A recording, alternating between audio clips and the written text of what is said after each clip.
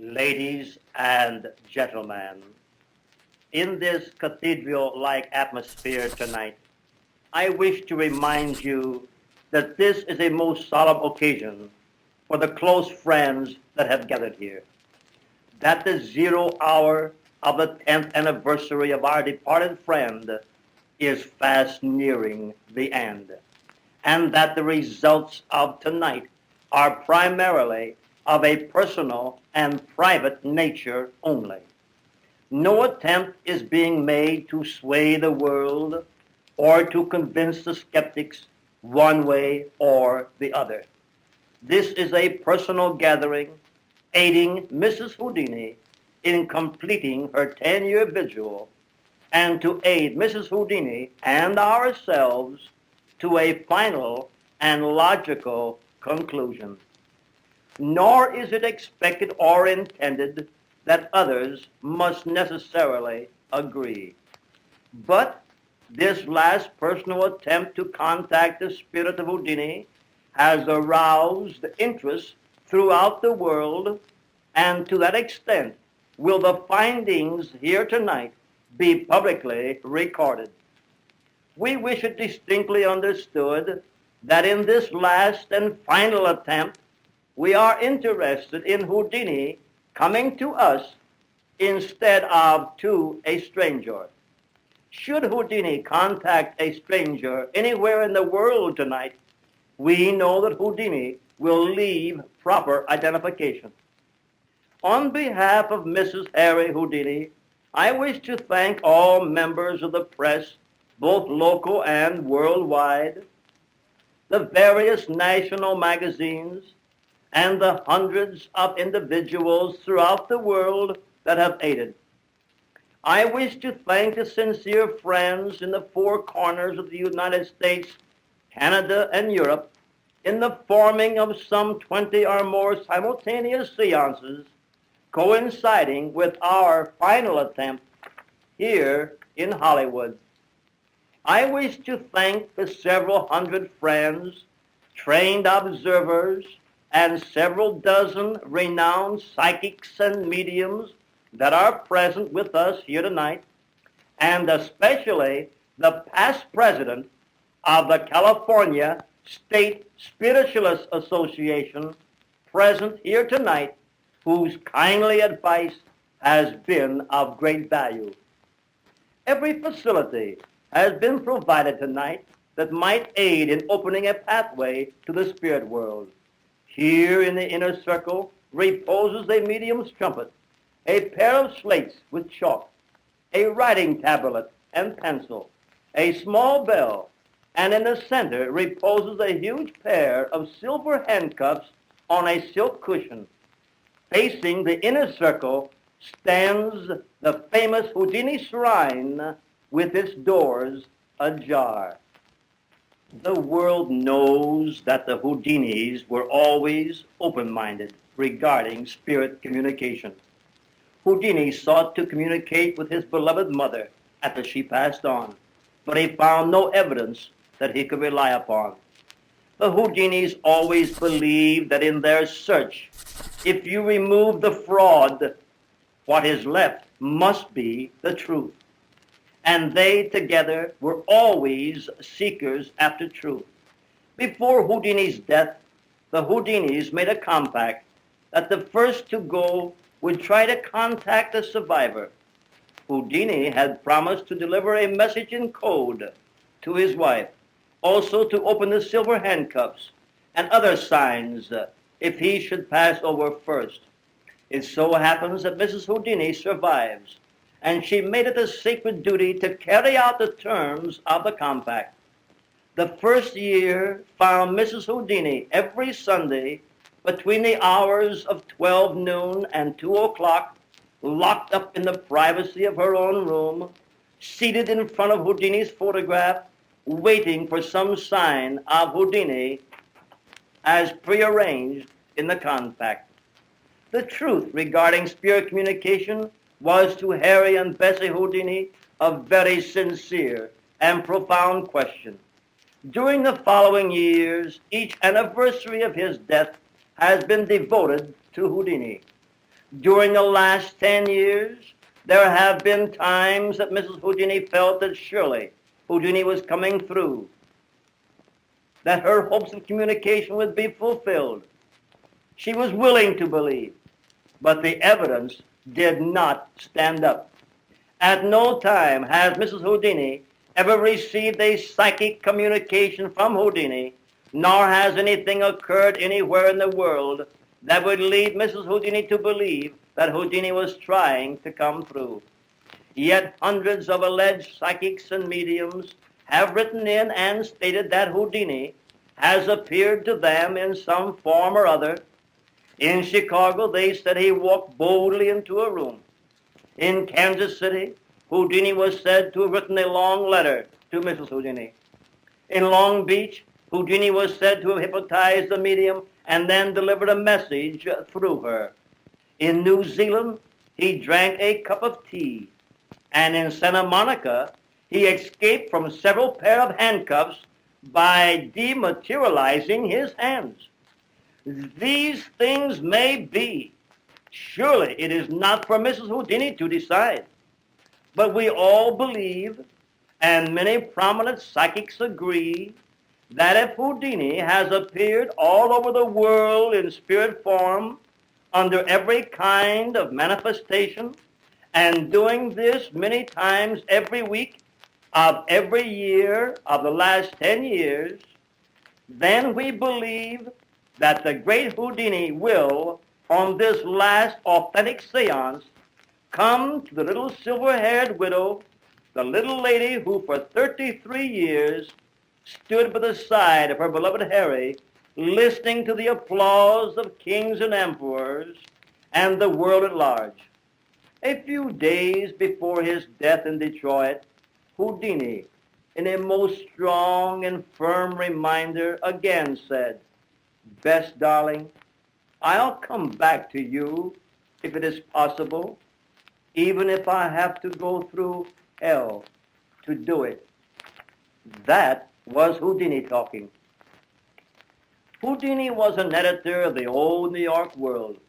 He was an honorary lieutenant of police and instructed a class of detectives and officers of the police force regularly in New York City.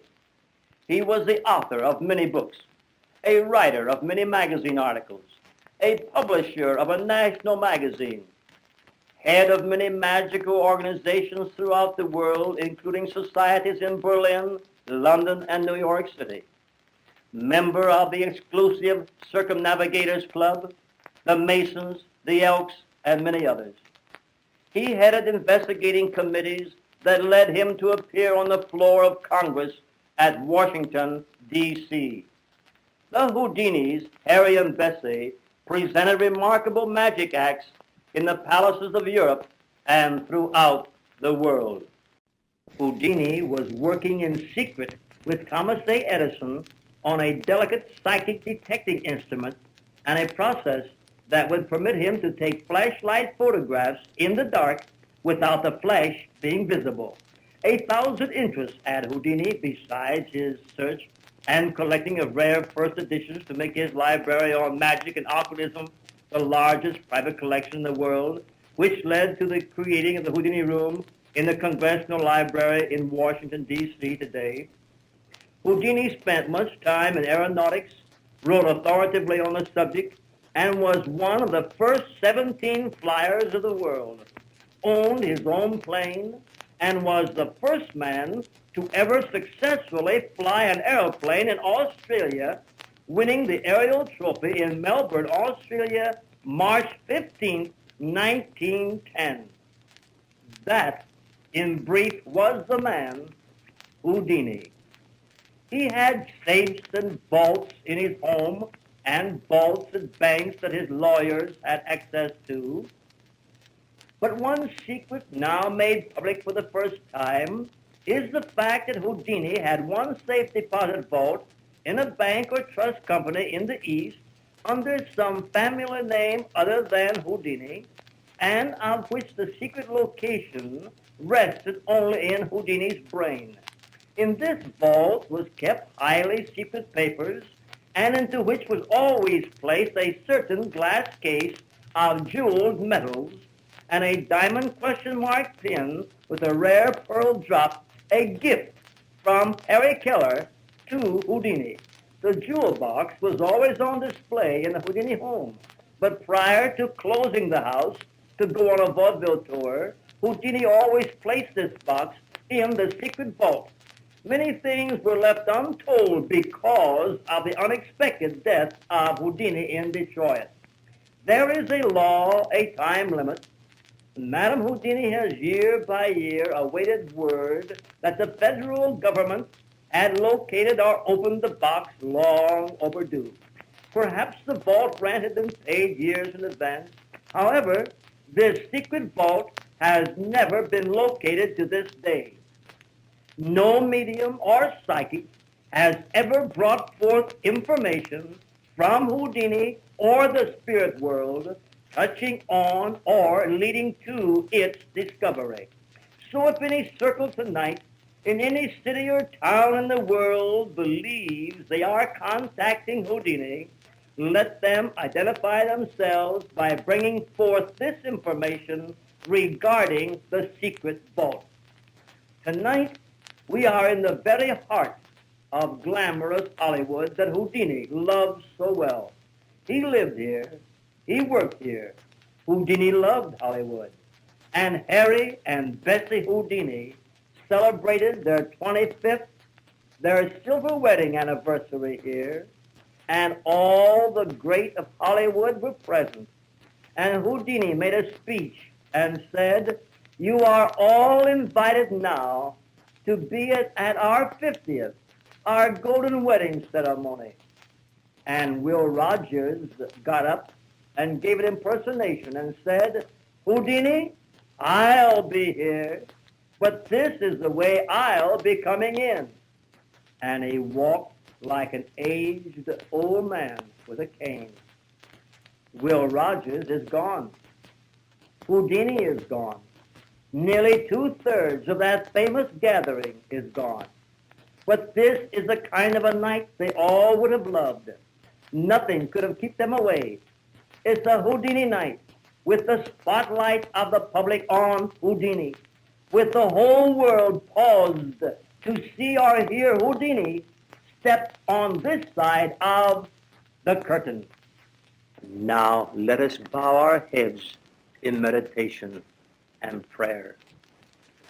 O thou mastermind of the universe, please let the spirit of understanding descend upon us that are gathered here in the inner circle tonight. We are each in his own way seekers after truth. Please let thy spirit of understanding guide us and bring the light of truth to the many friends that have earnestly formed psychic circles and gatherings throughout the entire world. Aid us, guide us on this most important question to mankind, spirit communication from across the grave. We ask this universal understanding in all humbleness, and we offer our grateful thanks to thee. Guide us, please. Amen. O thou disembodied spirits, those of you that have grown old in the mysterious laws of spirit land, we greet thee. We have gathered here at the appointed time. We have complied with all the requirements to enable all of you to make your presence known. Members of the spirit world have long known of the intention of this important gathering tonight. All is in readiness. Please now, the time is at hand. Make yourself known to us. Any of you, please, manifest yourself in any way possible. Please let your united strength and knowledge aid Houdini in coming through. It is the spirit of Houdini we wish to contact. Houdini, are you here? Are you here, Houdini?